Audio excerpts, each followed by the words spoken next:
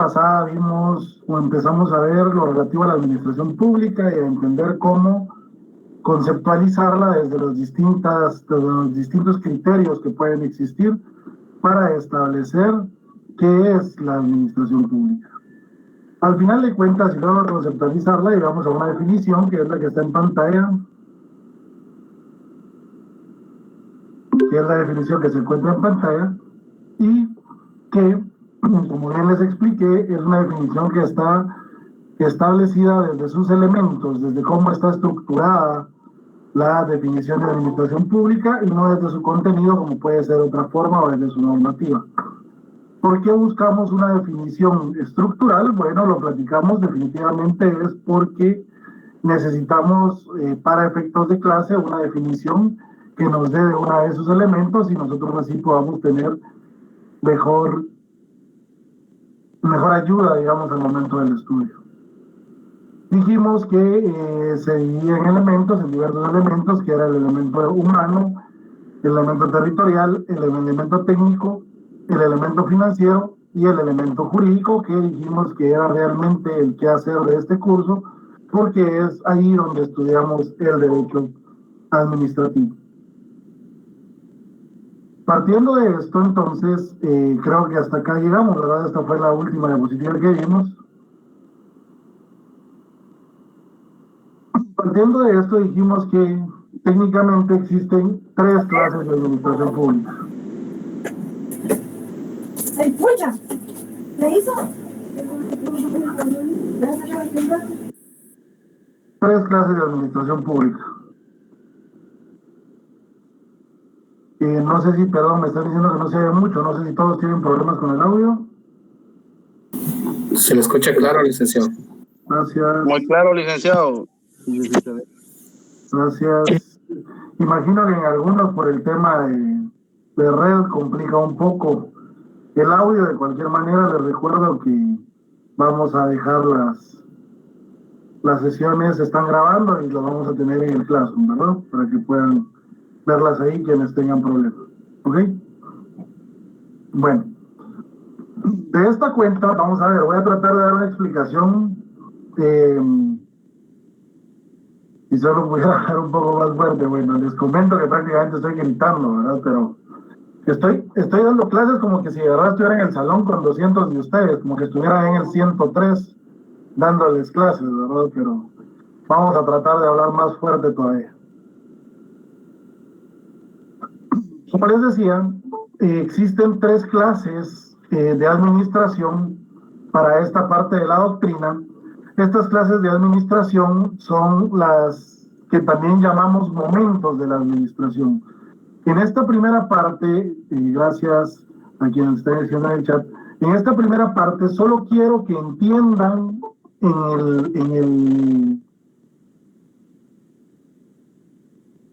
solo quiero que entiendan, todavía no hay Classroom, Soledad, yo les voy a trasladar en su momento el link en una de las clases, ¿ok? Bueno, en este momento quiero que entiendan que estas 3 clases de administración, ya les voy a explicar el control y todo eso, lo vamos a poder ver más adelante. En este momento lo que me interesa que sepamos es que estas 3 clases de administración van de la mano con estos 3 momentos de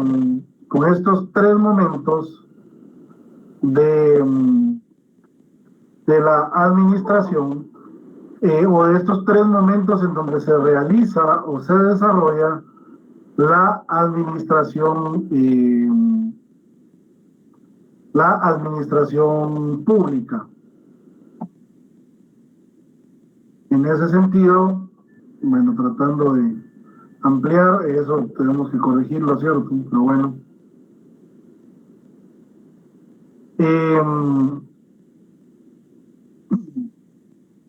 En este sentido, yo quisiera que viéramos estos 3 momentos de la administración como las clases de administración pública. ¿Por qué esto? Van a encontrar ustedes diversas clasificaciones dentro de la doctrina, pero repito, como se los dije el primer día, no tenemos tiempo para entrar a ver tanta doctrina, y aunque si bien es cierto, Eh, Aunque si bien es cierto, o sea, este es el momento para estudiar doctrina, también es cierto que no tenemos tanto tiempo como para estar a ver tantas cosas. Entonces, vamos a ver los tres momentos de la administración pública y aquí es donde quiero que entiendan ustedes, a grandes rasgos, cómo es que se desarrolla la administración pública y cómo es que ustedes la deben trabajar y cómo la deben de ver desde el principio. La administración pública se divide en tres clases, en tres momentos: la administración de planificación, la administración ejecutiva y la administración de control.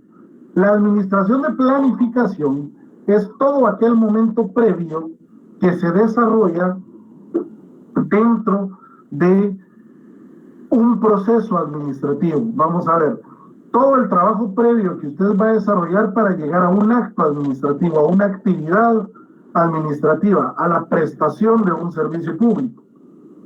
Por ejemplo, la planificación es tan importante en la administración pública que no sé si ustedes han escuchado hablar del famoso POA, del famoso PAC, el Plan Operativo Anual, el Plan Anual de Compras, que tantas canas verdes nos hagan a la administración pública, pero que existe por una simple y sencilla razón. En la administración pública usted no puede ejecutar, usted no puede hacer nada que no haya sido planificado. Ojo que les estoy explicando la doctrina, ¿sí? Ya ustedes me van a empezar a salir con ejemplos de los errores que pasan en la vida y todo eso, y está bien, los podemos estudiar en clase si alguien trae un ejemplo de esos. Pero todo en la administración pública debe ser planificado. Todo debe ser planificado. ¿Por qué razón? Vean ustedes, el presupuesto de egresos e ingresos del Estado 2022, de conformidad con la Constitución Política de la República, para que dé tiempo y para que se pueda aplicar bien, debe de ser aprobado por el Congreso de la República a más tardar en la última sesión del segundo periodo ordinario del año anterior. Eso significa que el presupuesto anual de ingresos y egresos del Estado tiene que ser aprobado a más tardar el 30 de noviembre, ¿sí? A las 11:59 de la noche. Y se ve exagerado, pero ya van a ver ustedes cómo cada año llegamos al 30 de noviembre esperando a ver si logran aprobar en tercera lectura y sancionar en último momento el presupuesto anual de ingresos y egresos del Estado. Bueno, no voy a entrar a explicar técnicamente cómo se arma un presupuesto porque, repito, ¿verdad? Los que hacen eso saben lo complicado que es. Pero solo para que ustedes imaginen, el decreto de presupuesto de ingresos y egresos del Estado es relativamente sencillo, dice tantos millones para este, tantos millones para aquel, tiene autorizado gastarse tanto, tiene autorizado percibir tanto, ¿me explico? Es marco. Pero para poder hacer ese marco, el Congreso tuvo que haberlo discutido en sus comisiones legislativas. Y la Constitución establece que el Ministerio de Finanzas debe trasladar al Congreso de la República con 4 meses de anticipación a la fecha límite para la aprobación ese proyecto. O sea que prácticamente tienen al 1 de septiembre para presentar el proyecto de presupuesto 2022. Al 1 de septiembre, o sea que ya estamos a un mes de que se presente o de la fecha límite para presentar el presupuesto. Bueno, eso quiere decir que Finanzas le requiere a las entidades del Estado que hayan aprobado su anteproyecto de presupuesto de ingresos y egresos del Estado. Por lo menos lo pide, este año lo pidió al 15 de julio. ¿Sí? Ya más adelante les contaré dónde estoy yo. Nosotros lo aprobamos como buenos chapines el 15 de julio a las 12:30 del día. ¿Por qué? Porque a las 3 cierran en Finanzas, ¿verdad? Entonces había que llegar todavía corriendo a entregar. Bueno, está bien, entonces al 15 de julio. Sí, pero para que se aprobara en el órgano superior, términos que ya vamos a estudiar en el camino, para que el órgano superior de la institución donde estoy lo aprobara, tuvo que haber pasado primero por todo el estudio técnico. Es decir, para no llegar tan lejos, que el presupuesto de ingresos y egresos de la institución donde laboro estaba hecho al más o menos 30 de mayo. O sea que para el 30 de mayo usted está trabajando y ejecutando lo de este año, pero usted tiene que tener planificado lo del otro año. ¿Ok? ¿Qué le pasa a los alcaldes? Los alcaldes toman posesión el 15 de enero, cada 4 años, pero entran con un presupuesto que no es el de ellos. Segeplan tiene una función específica en la distribución de obras que también lo vamos a estudiar un poquito más adelante, específicamente en Administrativo 2, para quien estudia ahí Segeplan. Segeplan hace mucha función de eso, pero aquí les voy a explicar la diferencia entre uno y otro. Cuando los alcaldes toman posesión el 15 de enero, quieren hacer 1.000.000 de cosas y quieren cumplir con aquel montón de promesas de campañas que tienen. Pero resulta que el presupuesto fue trabajado en mayo anterior, cuando el alcalde seguramente estaba en campaña para la reelección. Y si es el mismo el que queda, pues no hay problema.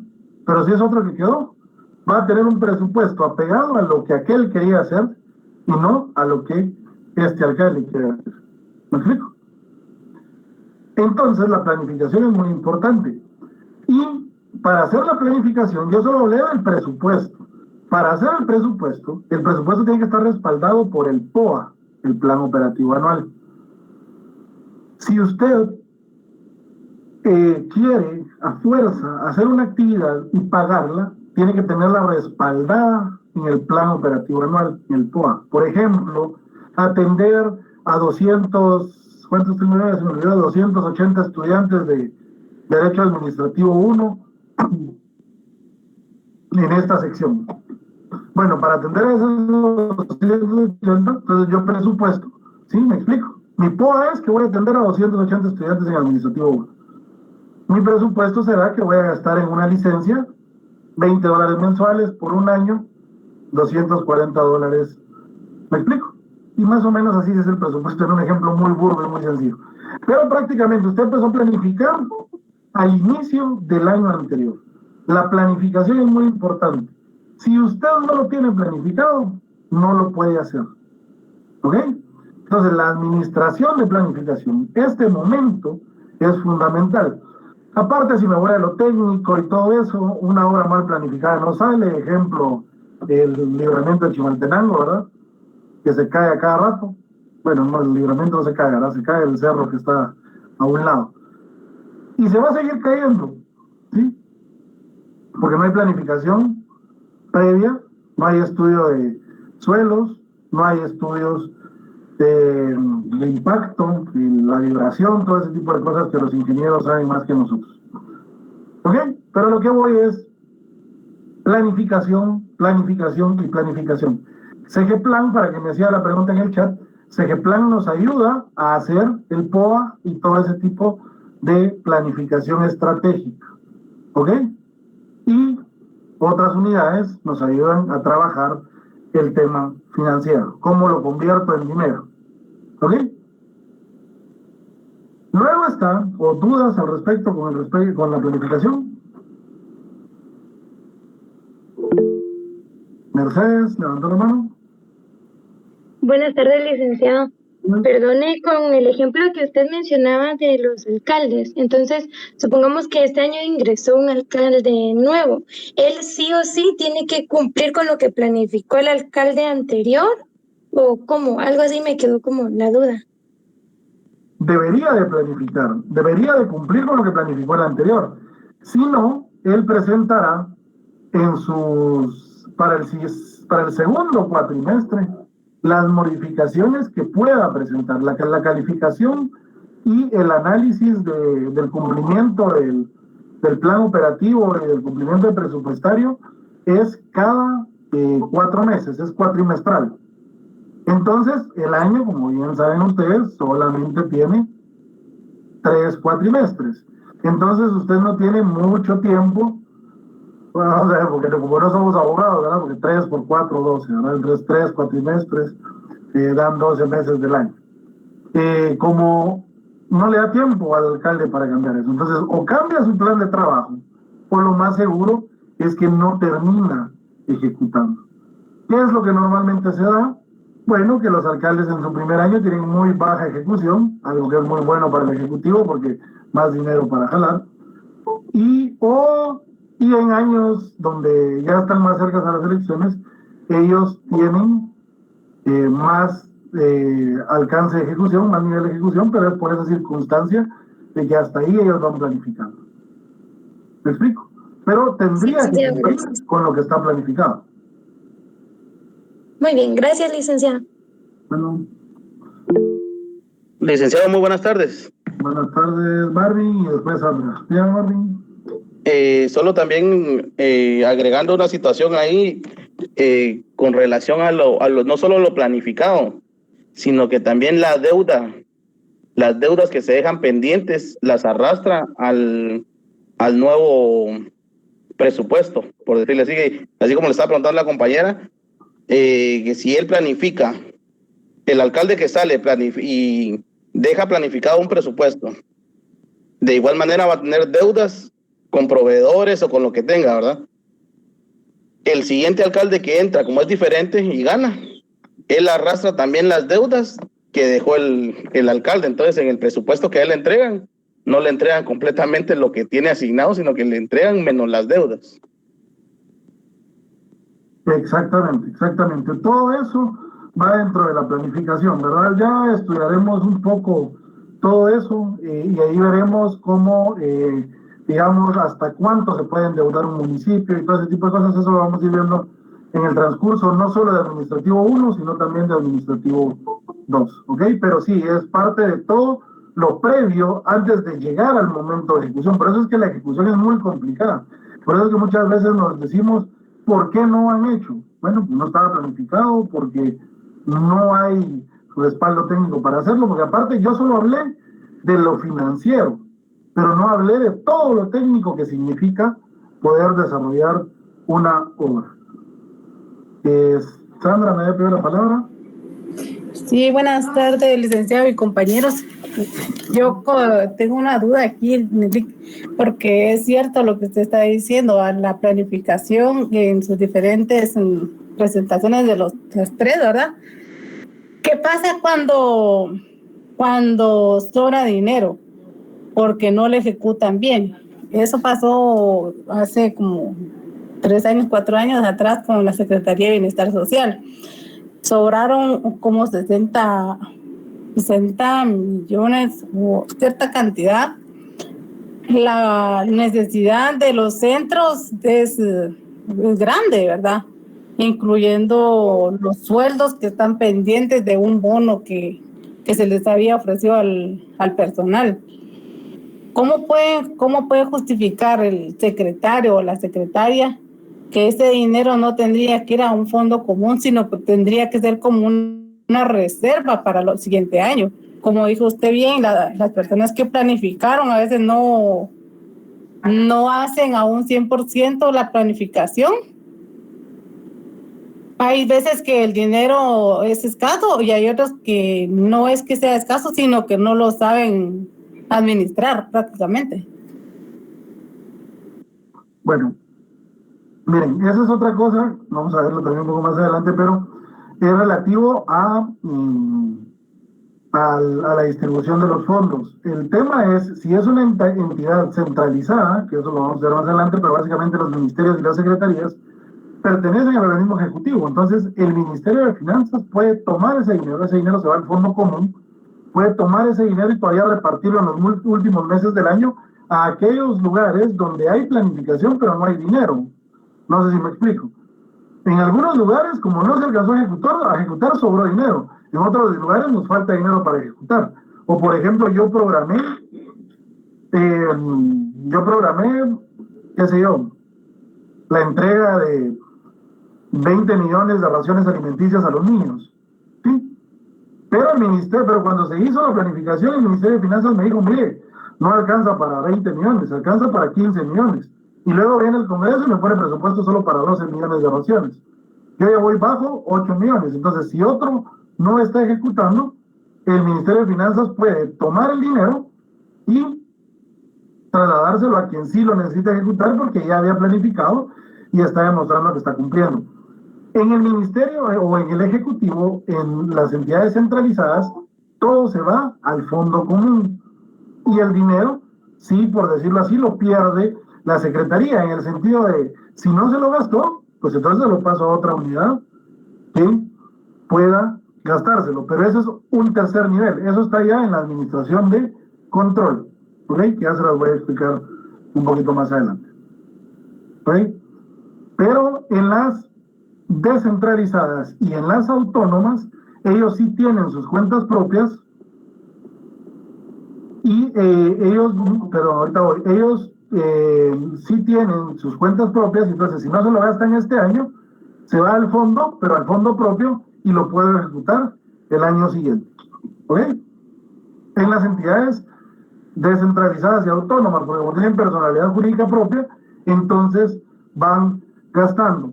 Sin embargo, pasa mucho en Guatemala ahora con el famoso sistema SICOIN. Ustedes han escuchado que la Universidad de San Carlos ha tenido muchos problemas con SICOIN. Unos dicen que por transparencia y que la universidad no quería estar en SICOIN. ¿Han oído hablar de eso? ¿Alguien que recuerde? Sí. Bueno, como administrativista, no como defensor de la universidad, como administrativista les voy a explicar por qué una autónoma no quiere participar en SICOIN.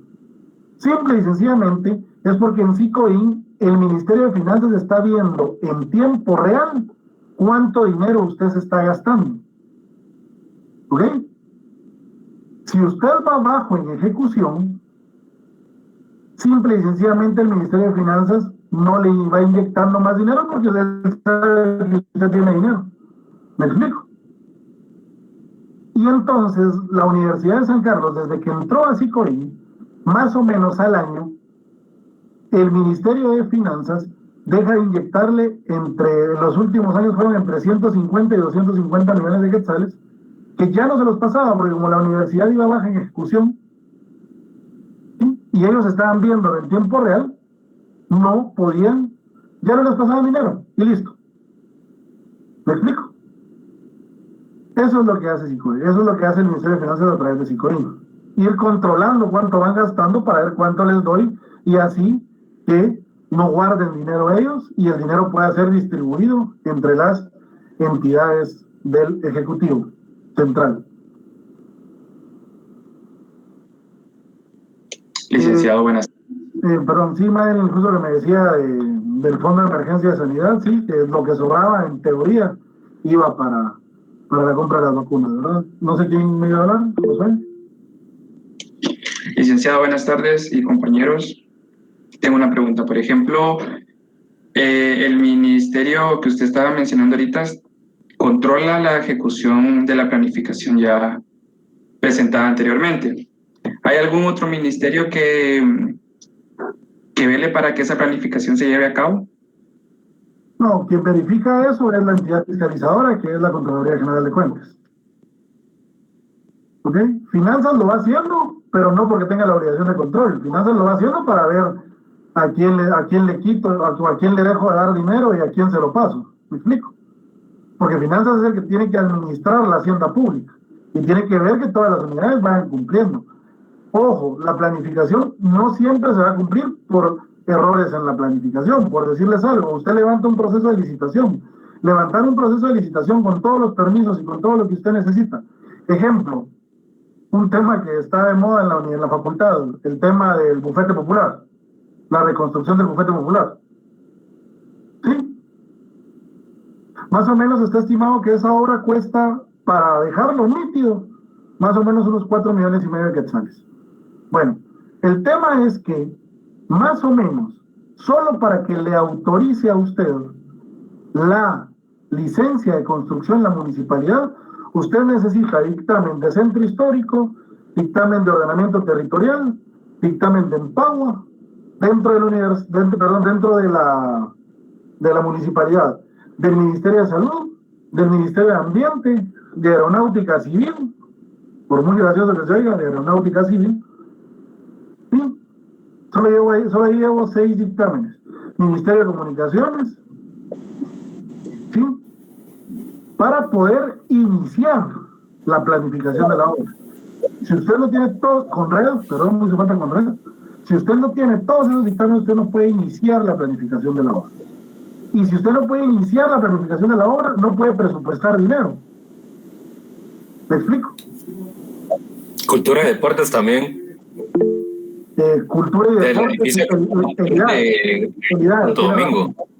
El IDAE, ajá, lo que está en Santo Domingo, el IDAE, tiene toda la razón. Por eso le digo, o sea, solo ahí mencionamos 9 dictámenes para poder iniciar la planificación de la obra. ¿Me explico? Entonces, eso es solo para poder saber que usted podría gastar ahí, porque si usted compromete el dinero para eso y no lo ejecuta, cometió un error. Alfredo, creo que había pedido la palabra.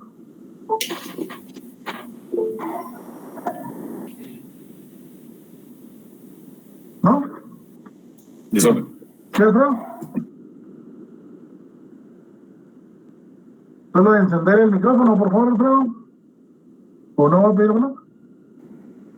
Perdón, Lick, no, fue un error, disculpe. Bien, no pasa nada. Bien, entonces la planificación es muy complicada, muy compleja y muy importante. ¿Ok? No solo técnicamente, por lo que les digo, ¿verdad? Caso de libramiento de Chimaltenango. Ahí deslaves van a haber siempre, porque la carretera así es. O sea, usted cuando va para Quetzaltenango, la carretera occidente siempre hay deslaves. Pero lo que pasa es que acá no se dejó nada de mitigación. Entonces fue mala planificación. La administración de planificación es muy importante. Este momento de la planificación es muy importante. El segundo momento es el de la decisión política o la administración ejecutiva. Aquí es cuando la entidad toma la decisión. Yo hablé de fondos, pero puede ser de otras cosas. Por ejemplo, en San Miguel Petapa, la misma Universidad de San Carlos, como entidad descentralizada, pero como entidad autónoma, decidieron prohibir la utilización de materiales desechables de un único uso, se llaman. Ahí estamos hablando de todas aquellas cosas que usted usa por una vez y las tira. Bolsas plásticas, botellas plásticas, platos de aeropuerto, que no sean biodegradables. Toda la parte de planificación es cuando se preparan los dictámenes, todos los permisos y todo lo que hay que hacer para eso. La administración ejecutiva es cuando se toma la decisión. El acto administrativo concreto, ya vamos a hablar del acto administrativo, pero el acto administrativo concreto de decidir, bueno, a partir de ahora ya no se puede utilizar. En la administración financiera, en lo que hablábamos anteriormente, es el momento en el que usted se gasta el dinero, por decirlo así. En el momento en el que usted se gasta el dinero, en el momento en el que usted manda a comprar lo que va a comprar, en el momento en el que usted manda a construir lo que va a construir. Y ojo, este momento también puede ser un instante o puede ser un espacio más grande. Por ejemplo, si usted va a hacer una compra superior a los 900,000 quetzales con 1 centavo, según la ley de compras y contrataciones del Estado, usted tiene que levantar un proceso de licitación. Eso lo vamos a ver en la última unidad, que es contratación pública. Pero para un evento de licitación, más o menos usted, en preparar la oferta, ya planificada. O sea, usted ya planificó, ya tiene el presupuesto, ya tiene todo. Para preparar la oferta, ya con dictámenes y todo, entre que usted prepara la oferta y adjudica, más o menos han pasado unos 80, 90 días hábiles. ¿Ok? Luego de eso, en lo que se firma el contrato y se empieza a ejecutar y todo, cualquier cantidad de tiempo. ¿Ok? Muchas de las licitaciones que hoy está publicando el organismo ejecutivo, lo más seguro es que ya no van a dar tiempo de llegar, de ejecutarse antes de que termine el año. Encima de todo, que no se adjudique el evento, tiene que volver a empezar de cero. ¿Sí? Entonces, esta parte de la ejecución es también muy complicada, porque esta es la que tiene que ir perfecto. Aquí es donde se cumple lo que se planificó. ¿Ok? Y la tercera etapa o el tercer momento, la tercera clase, es la administración de control. La administración de control puede ser todas aquellas formas en donde la administración pública realiza control. Eso lo vamos a estudiar también un poquito más adelante. Esto es solo como para que veamos el panorama. Pero esta administración de control es la que se refiere a, desde el control que hace el jefe verificando que lleguen temprano sus trabajadores, desde el control que hace el supervisor cuando verifica que lo que usted está haciendo, que lo que usted está trabajando está bien hecho, desde el control que hace la unidad de auditoría o la unidad de control interno, cualquiera que sea, desde recursos humanos o de cualquier unidad dentro de la entidad, pero también está el control de oficio, que es el que realiza la Contraloría General de Cuentas, que llega a hacerle auditorías técnicas, informáticas, auditorías de procesos, llega a hacerle auditorías de las financieras, obviamente, que son las más famosas, y todo lo que sucede, pues, y también a petición, que son los famosos recursos administrativos que ya los vamos a conocer. Es decir, la administración de control es todo ese último momento en donde verificamos que efectivamente la ejecución y la planificación estuvieron bien hechas. ¿Dudas? Buenas noches, licenciado. Buenas noches, licenciado. Mire, una consulta.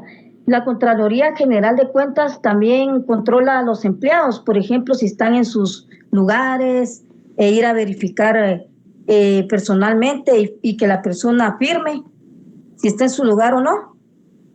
Me refiero a contratos, a los contratos, no 011 ni planillas, sino contratos directamente. La Contraloría General de Cuentas normalmente verifica, hace un control posterior. ¿A qué me refiero con control posterior? Bueno, me refiero a que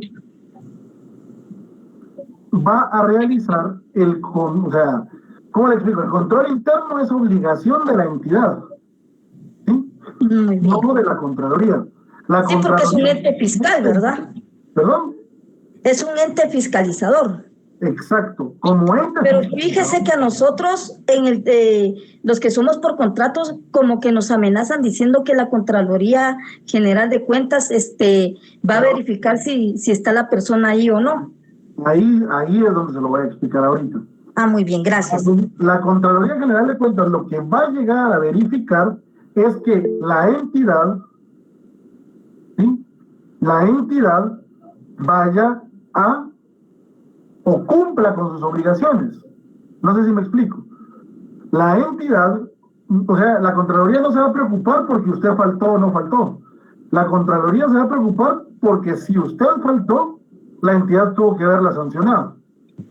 ¿Me explico? Ah, muy bien. Sí. No, entonces la sanciona usted por haber faltado y sanciona a la entidad por no haberla sancionado. No sé si me explico.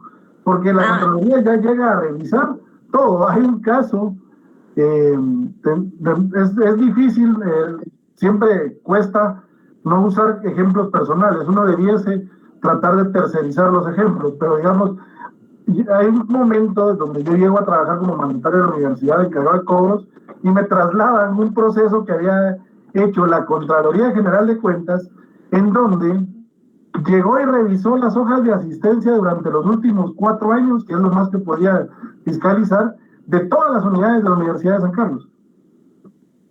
Y le pusieron sanción a todo el mundo.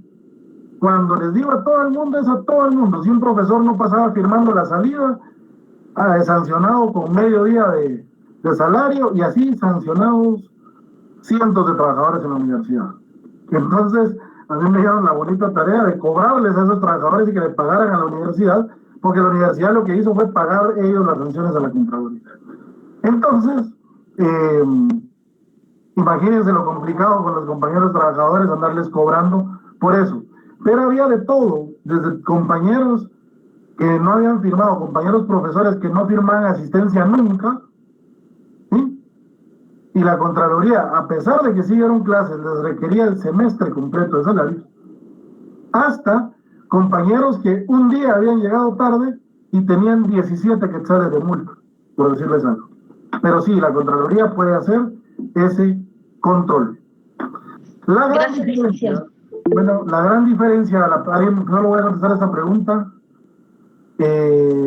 fue Estela, me pregunta cuál es la diferencia entre controlar y fiscalizar. Controlar es de todo tipo, técnico, o sea, controlar es un jefe que va a verificar, controlar es cuando yo voy a ver que el producto esté bien hecho, me explico, todas las formas de control. Fiscalizar es cuando voy a verificar el gasto del dinero, ¿ok? Fiscalizar va de la mano con el dinero. Marvin, creo que me había pedido la palabra. Sí, licenciado, tal vez a lo que se refería la compañera Ligia, que en muchas ocasiones a las personas que trabajan por contrato, no es de que las amenacen, ¿verdad?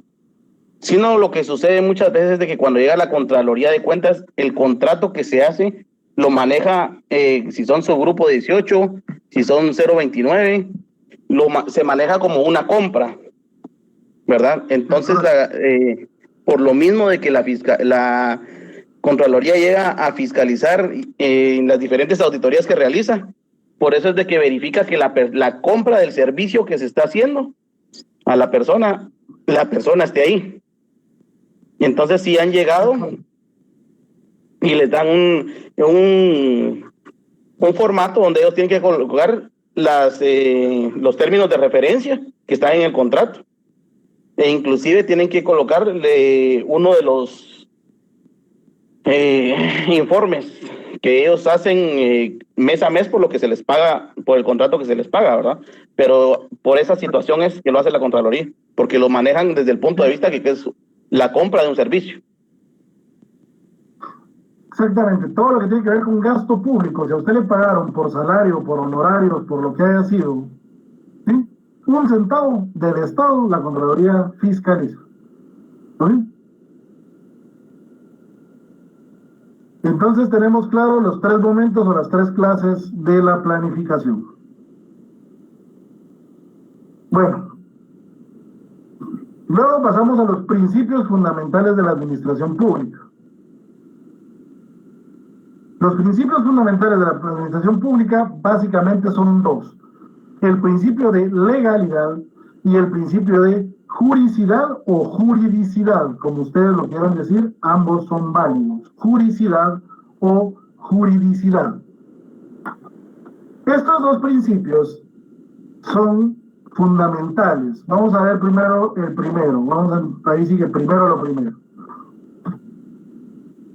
Principio de legalidad. El principio de legalidad nos indica, principio muy simple, pero van a ver qué complejo es en la realidad.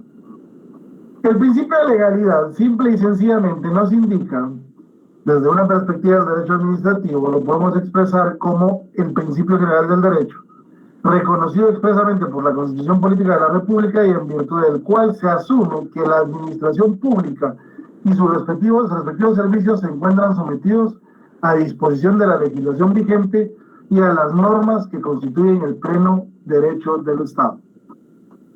Simple y sencillamente yo explico, si quieren anoten mi explicación porque es lo más simple que he podido explicarlo. El principio de legalidad se refiere a que todo lo que se hace dentro de la administración pública, todo lo que se hace dentro de la administración pública debe tener una ley, una norma, un reglamento que lo regule. ¿Sí? Simple. Todo lo que se hace en la administración pública debe estar respaldado en una ley, una norma, en un reglamento. Ya vamos a ver las fuentes y vamos a entrar a ver todo eso. ¿Ok? Buenas tardes, licenciado. Perdón que lo interrumpa. Solo con una consulta. Más o menos cuando un funcionario público, cuando deja el cargo, más o menos ¿cuántos años tiene como de responsabilidad de rendición de cuentas? 20 años. 20 años. Eso ya lo vamos a ver un poquito ahorita, justamente en esta unidad. Ahorita lo vamos a ver un poquito más adelante, ¿ok? Pero son 20 años. Muchas gracias, Lic.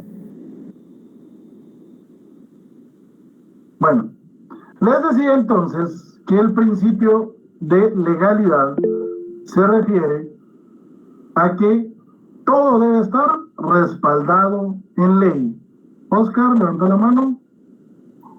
Licenciado, una pregunta. No sé si esto también aplica cuando en los registros públicos los operadores toman sus propios criterios en diferentes actos notariales. Sí, ahora lo que hay que ver es si los criterios son establecidos. Por ejemplo, yo estuve en el registro de información catastral y cada 6 meses teníamos la obligación de los casos complicados trasladarlos para hacer una nueva revisión de criterios, y estos criterios eran avalados en la normativa. Pero los criterios no son permitidos, tienen que estar respaldados en una ley. De hecho, acaba de salir la ley de simplificación de trámites, y en esta ley se repite y se clarifica este tema. No se pueden resolver por criterios.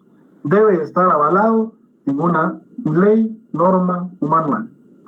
¿Sí? Básicamente, el principio de legalidad, Oscar, principio de legalidad, todo debe estar respaldado en ley. ¿Ok?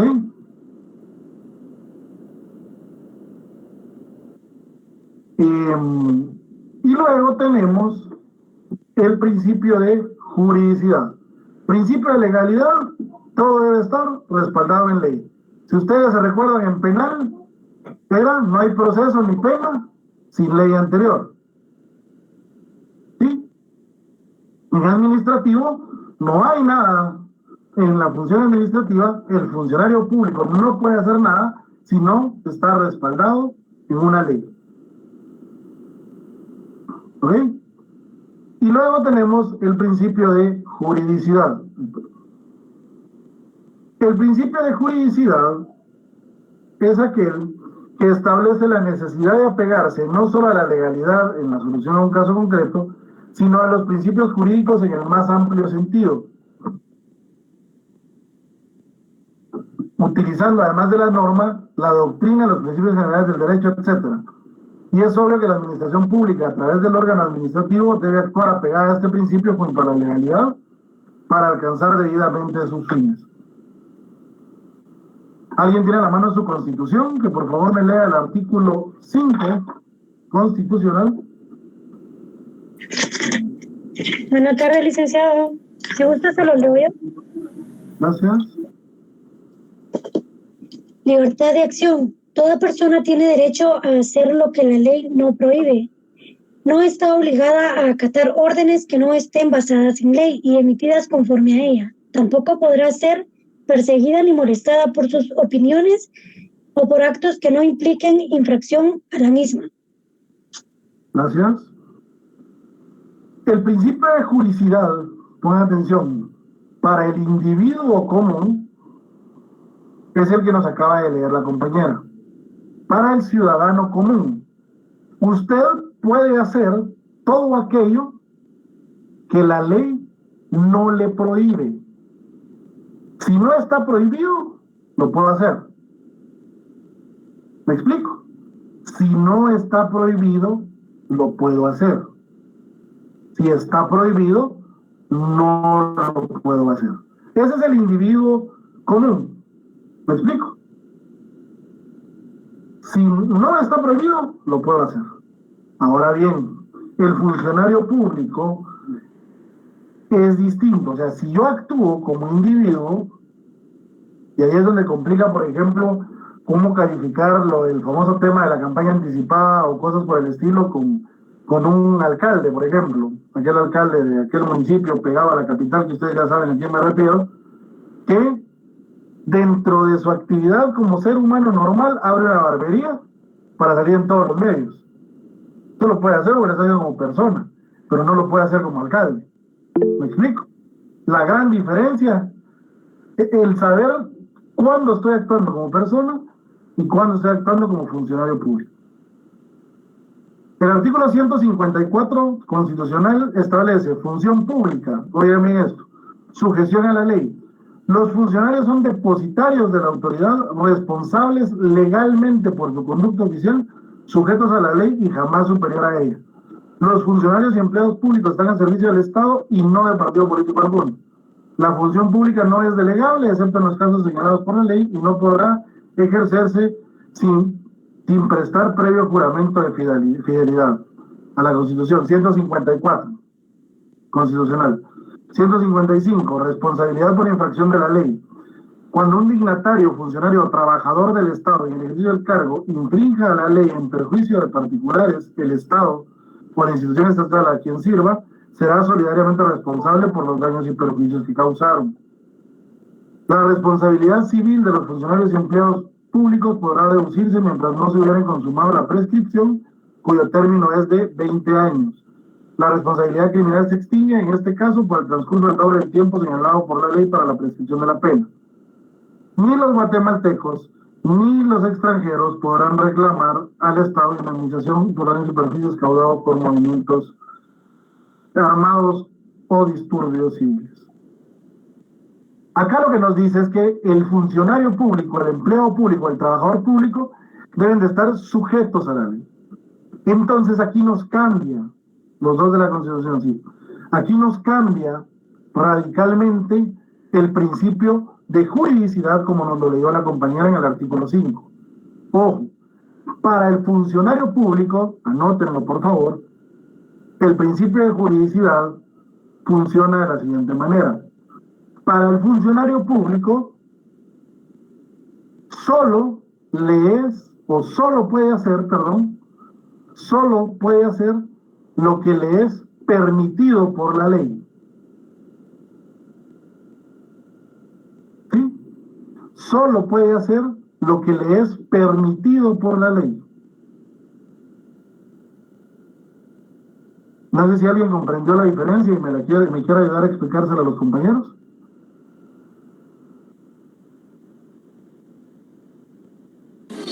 Que nosotros podemos hacer como individuos comunes todo lo que la ley no nos prohíba, y el funcionario público está establecido qué es lo que él puede hacer según su jurisdicción, así lo entiendo. O sea, la ley establece qué es lo que él puede hacer.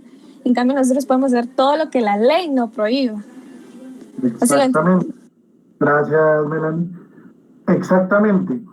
Vamos a ver, para que lo entendamos. Si una ley no expresa claramente que yo puedo hacer algo, no lo hago. ¿Sí? Lo tengo prohibido como funcionario público. ¿Me explico? Mientras que si una ley no me dice que lo puedo hacer, pero tampoco me lo dice que está prohibido, como persona individual sí lo puedo hacer. ¿Me explico? Tiene que estar en una ley para que yo lo pueda hacer. Y ustedes me dicen, está muy igual o muy cercano a la legalidad. Por eso es que van de la mano, es que va uno a la par del otro. Simple y sencillamente, yo no puedo hacer lo que la ley no me permite. Un caso rapidito se los explico para terminar el tema de hoy. El presidente Otto Pérez Molina, el presidente de la República no puede donar bienes del Estado. ¿Por qué no puede donar bienes del Estado? Bueno, simple y sencillamente porque la Constitución establece que es el Ministerio de Finanzas Públicas quien resguarda la hacienda pública. Pero en ningún artículo de la Constitución ni en ninguna ley dice quién puede autorizar donaciones del Estado como Ejecutivo hacia particulares o hacia cualquiera. Sí, no lo dice. Como no lo dice, el general Otto Pérez Molina creyó que entonces podía donarle el campo del Ejército y parte del campo Marte a el Instituto de Previsión Militar, y el Instituto de Previsión Militar ya se lo había dado en alquiler a Funteca, y ahí iban a construir un centro comercial y el estadio del Ejército lo administró Funteca. Eso obviamente va al Ministerio Público y se inician los procesos por los delitos cometidos. Ese acto es nulo. ¿Por qué? Porque no había ninguna ley que se lo permitiera, tampoco se lo prohibía ninguna, pero no había ninguna que se lo permitiera, y Otto Pérez Molina también está enfrentando el proceso por eso, igual que todos aquellos funcionarios que le dijeron sí a su barrabasada y lo estaban apoyando. ¿Me explico? La ley no se lo prohibía, pero tampoco había una ley que se lo permitiera. Entonces, no lo podía hacer. Kevin. Licenciado, siguiendo como que el ejemplo que dio, podría aplicarse, bueno, usted me corregirá si es correcto, por ejemplo, lo del Parque de la Industria, que Supuestamente los empresarios están cobrando como que una renta al gobierno para poder estar en funcionamiento el hospital como tal. Y segundo, también podría ser el ejemplo de lo que hizo el presidente con el caso de la creación de centro de gobierno, que al final viene siendo como una usurpación de las funciones del vicepresidente. No sé si estoy correcto con eso. Bueno, en el primer caso que usted menciona, el tema es que Coperex, creo que se llama, es una empresa mixta. Capital del Estado y capital privado. Ahí es donde da la duda. Puede o no puede, pero vamos a ver las empresas de capital mixto seguramente unas 4 o 5 clases más adelante. Entonces, si quiere esa pregunta, la respondemos juntos cuando ya todos entendamos este tipo de empresas, ¿ok? Y con respecto a lo de centro de gobierno, es justamente lo que hace el presidente, ¿verdad? Al darse cuenta, inmediatamente elimina centro de gobierno y mejor cada quien por su lado, antes de que se vea que si había duplicidad de funciones, se cometía un error. Y aquí regreso a una diapositiva y ahí es donde les explico qué es lo que pasa, justo como usted lo decía, cuando nosotros violamos estos dos principios de legalidad jurídica. O abusamos del poder, o sea, hacemos más de lo que podemos hacer, ¿sí? Por ejemplo, crear el centro de gobierno cuando no tenía facultades para crear. Por ejemplo, donar el campo Marte y el estadio del Ejército cuando no lo podía regalar. ¿Me explico? Eso es abuso de poder. Y desviación de poder es cuando uso el poder que tengo para cosas que no son para lo que debo hacerlo, ¿verdad? Por ejemplo, aquel famoso presidente Oscar Berger, ¿verdad? Que asfalta una carretera allá en Jutiapa, directa, llega exactamente a la entrada de la finca de su abuela, donde él se crió, y donde él tiene criadero de cerdos, y son los famosos chicharrones que ustedes se comen en todas las calles de esta ciudad y que andan, que hay ahora por todos lados, ¿verdad? Eso es desviación de poder. No hizo nada fuera de la ley. Autorizó una carretera, que no sé qué, pero justamente llegaba a su casa. El caso de Chimaltenango, ¿verdad? Que va directamente al hotel y spa de una persona en específico. Eso es desviación de poder.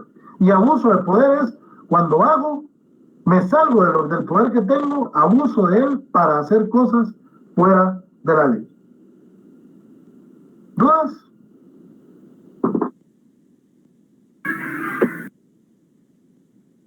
Nick, disculpe, ¿podría repetir lo que dijo de desviación de poder? Disculpe. Desviación de poder es cuando yo uso el poder que tengo para algo, o sea, lo uso bien en el sentido de que no me salgo de la ley. En el abuso de poder yo me salgo de la ley, ¿ok? En la desviación de poder yo no me salgo del poder, pero lo estoy utilizando para lo que a mí me conviene, no para lo que debería de usarse. ¿Me explico?